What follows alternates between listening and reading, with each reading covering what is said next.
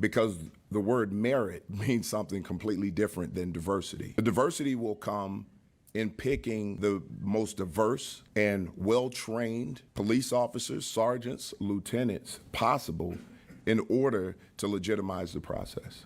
Stop giving your money to woke corporations that hate you and your values. That's why I order all my man's shaving products from Jeremy Razors. Order your Precision 5 starter set today. This set comes with 4 razor blades, sharp as true, with tungsten handle and flip back trimmer. You're not in the market for razors? Jeremy Razors also has other facial products fit just for men. So you don't have to stock your bathroom with products that clean your body but stains your conscience. So shut up and shave. Go to jeremyrazors.com and use cburns15 to save 15% off. That's jeremyrazors.com. Use my special code cburns15 to save 15% off. Mayor Brandon Johnson appointed Snelling as the superintendent.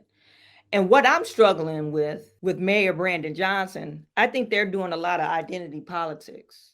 I think that's probably why they're in the state that they're in. They're trying to elect Chicagoans. Brandon Johnson is putting people in place that has the same sentiment as him. Now, I don't know if this guy is able to do the job or not. He sounds like he has a good resume, so we'll see. But if Brandon Johnson is electing him as chief superintendent, I don't think he's probably a good fit, because he doesn't seem like he makes good choices. And this is what they're saying about this election process.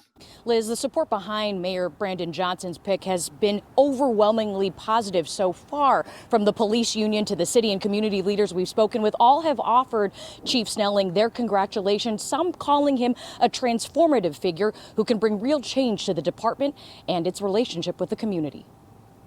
Tonight, the hope is high for the future of Chicago's police department and the safety of city residents after Mayor Brandon Johnson announced his pick for the new head of the Chicago Police Department, Counterterrorism Chief Larry Snelling. I think he's going to take the police department in a whole brand new direction. The CPD veteran bringing with him decades of experience as well as strong relationships within communities he serves. He's just a people's person. Daryl Smith, president of the Englewood Political Task Force, has worked alongside the former 7th District commander for years. He's human, and he understands all of the things that we're going through in these communities that are underprivileged and underserved. The community leader saying Snelling is the leader in change Chicago needed all along. We need someone that understands policing, understands community, and when you put policing and community together, you can't lose. Snelling has been credited with redesigning the department's use of force training model. The head of the City Council's Public Safety Committee saying Snelling will bring a boost of morale to the police force. As superintendent, Chief Snelling will have an opportunity to not only build community trust, but build a better department. Chief Snelling was selected after a months-long nationwide search led by the Community Commission for Public Safety and Accountability. Chief Larry Snelling is a person who knows our city. He's a born and raised Southsider. He loves our city. He loves our community, but also he's capable. He's a person that can be a generational leader and has the potential to be the best superintendent the city's ever seen. The commission now has 21 days to hold a hearing where Chief Snelling will be expected to take questions for both the commission and the public. From there, his appointment will need to be approved by the City Council's Public Safety Committee and then the full City Council. Yeah, I would be interested to see if he's say what they all say he is, if they're saying that he's a great person, he knows how to properly police and get the community involved. It will be very interesting to see if Mayor Brandon Johnson will allow him to do this job, or will he demonize his own police commissioner or superintendent? Would he actually let him police the police force and police the streets of Chicago? If they say he's what he is, will Brandon Johnson allow him to do that? Or is he trying to get everybody, and I'm talking about Brandon Johnson, elect everyone that agrees with him? Because that's what the problem is in Chicago today, that identity politics, and it hasn't gotten them anywhere. They're further down the hole. They're digging themselves a hole so deep, they might as well lay in their grave because of this identity politics. Now they're doing something live. I'm not for sure what's going on live. Mayor Johnson introduced Mayor Snelling as the next police chief superintendent. There is no question there's kind of an immediate crisis at the police stations currently, and there's been a lot of talk about decompressing, but what is your plan and your timeline for moving migrants out of the police stations and, getting people off of sleeping on the floors? So here's what I'll tell you. The mayor is working, and his team, they're working diligently to get housing for the migrants. I don't have a timeline on that right now, but I can guarantee you that as long as those migrants are in our stations, they're going to be treated with respect and dignity like any human being should be. Alice, we'll go to you next. Hi, for the chief, what do you hope your Okay, what's going on here? Sorry. All right, go ahead, Alice. What do you hope your relationship with the media will be like, and particularly, how will you guarantee that your department will prioritize transparency to us and the public? Transparency. Transparency is the key. I will tell you the truth. Sometimes people won't be comfortable, but I can guarantee you it'll be the truth. So that's, moving forward, I think that's the most important thing. The other thing is education. We need to educate not only the media, but the public on what our jobs are as police officers. And I think with a better understanding of what our police officers are doing on a daily basis, more shared information, I think it'll help to build and bridge that gap between the community and police officers. Thank you, Charlie Wojciechowski from Channel 5. Congratulations. And the first question, it's a two-part question, but the first one's easy. What do we call you during this period? Are you the superintendent-select, the incoming superintendent? What do you want to be? He's a chief. He's the Chief Larry Snelling. Chief Larry Snelling. Thank you. Until a confirmation, yes. And I appreciate the title. Of the things you have under your control as the superintendent of police that don't require the intervention of the city or other things, what do you consider your priorities to be? You have a department that is a few thousand members down, some would suggest. You have problems with teen uprisings in the downtown areas and in other areas. You do have the migrants, but that is going to require much more city contribution. Can you name your top 3 areas of priority that you'll hit the ground running when you are confirmed? Well, one, I'll have to tell you this, and it may seem a little backwards, but one is officer wellness and training.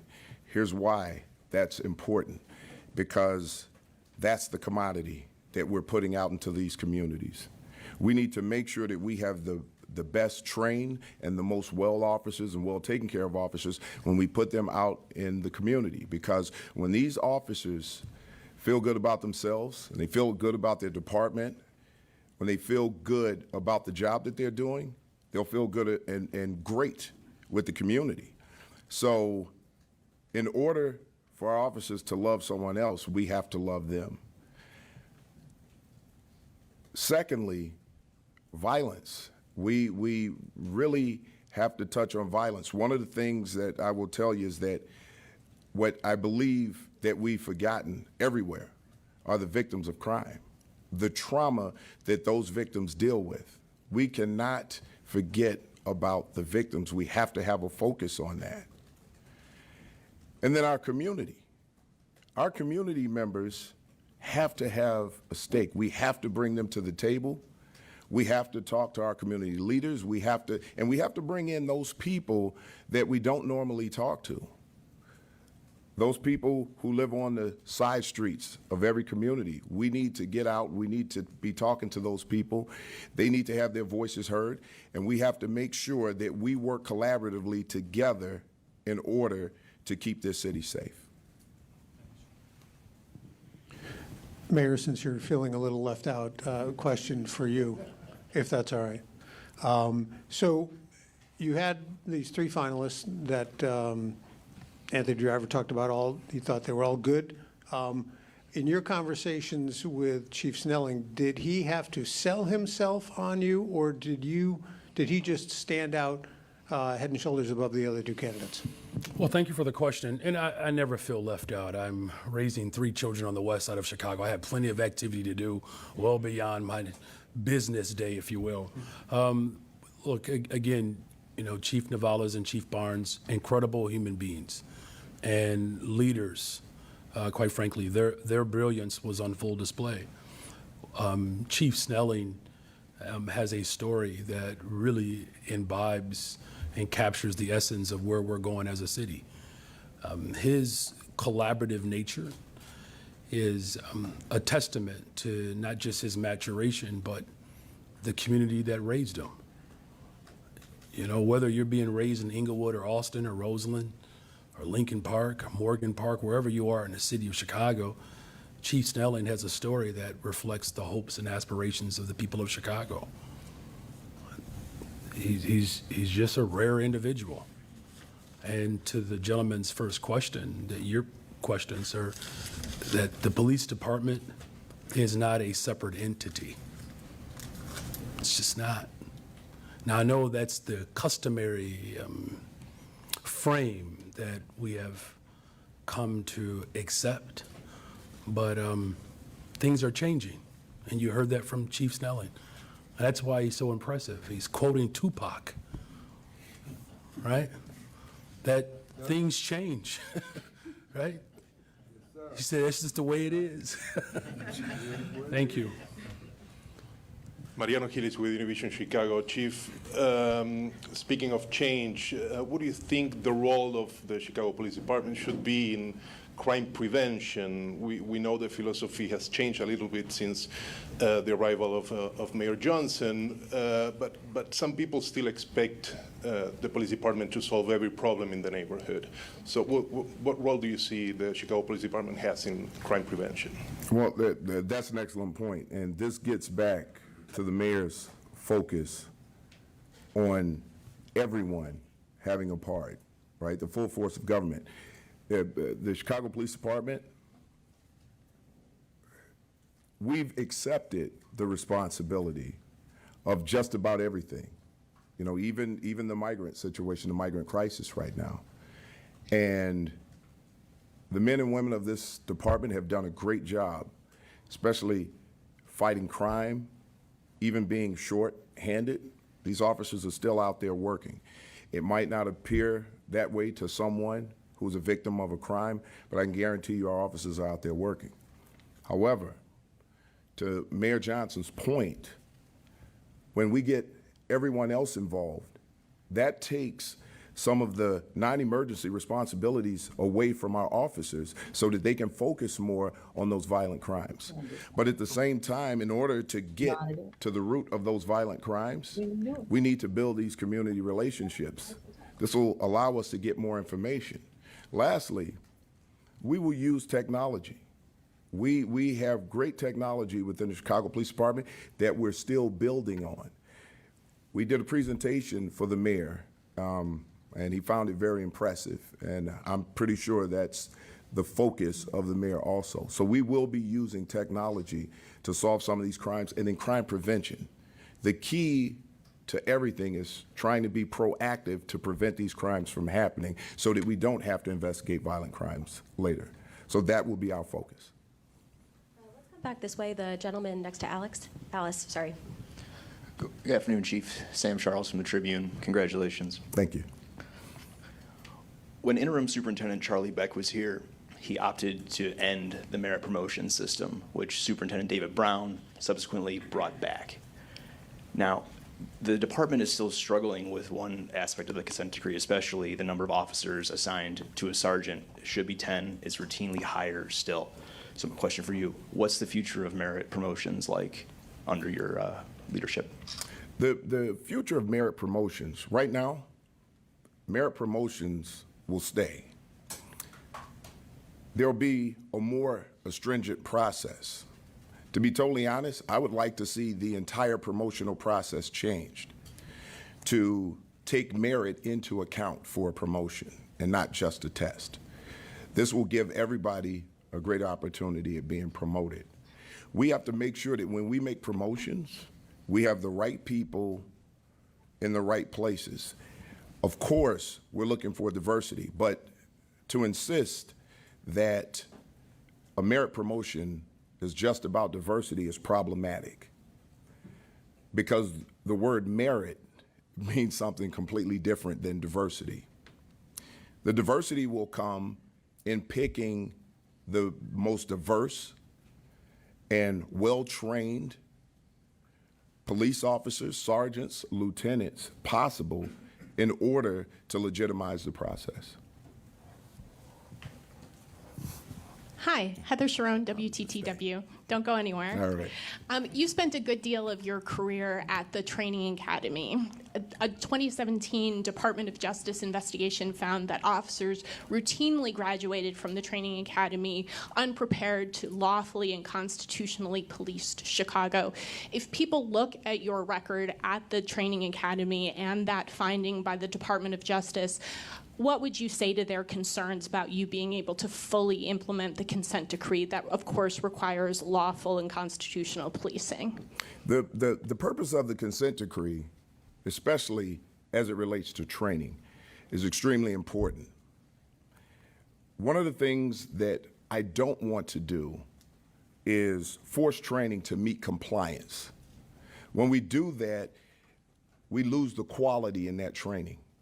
Officers want good training, and when they get it, they want more of it. However, if we're just looking to get officers through 40 hours of training, then what we're doing is we're putting officers through training, but we're not training officers. My focus is to make sure that these officers get the best possible training that they can have so that they can police constitutionally. They'll be tested, and they'll be pushed to their limits. We can't just simply believe that the consent decree, without true enforcement of it, is going to change the department. In order to change this department and produce the best possible officers that we can put out there, our training has to be robust and it has to work for our officers. Chief Snelling, Brandon Pope from WCIU and Block Club Chicago is on the block. A question about community policing. It's become a bit of a buzzword when we talk about, anything when it comes to policing and communities and trust issues within communities of color especially. Mayor Johnson, you can have a crack at this one too if you want to. What does community policing actually look like in 2023 realistically? Just beyond buzzwords, what does that look like and how do you implement that with your strategy? Every officer is going to be a community police officer. We're not looking at a centralized effort for community policing. So when we talk about community policing, every officer is in the community. So we want our officers to communicate, to build trust, to build relationships with the community, not just a group of officers that we call community policing officers. Every officer will be a community police officer. And thank you for that question. It's a brilliant question, and it's something that I've actually taken umbrage with because in order to make sure that we have strong communities, we have to have full force of government. So community policing is the layered approach that I've continuously expressed. And Deputy Mayor Garen Gatewood is here, speaks to it. And when we build out community policing, it has to include all of our stakeholders, our civic committee. We have business leaders who have provided some context as well as some operational ideas to how we have stronger communities. So we have police officers that are baseball coaches, Sunday school teachers, business owners. I mean, there's a collection of brilliance that exists in this city, and it's why we don't have to rely just simply on law enforcement, because we have so much to offer as a city. So thank you for that question. Appreciate it.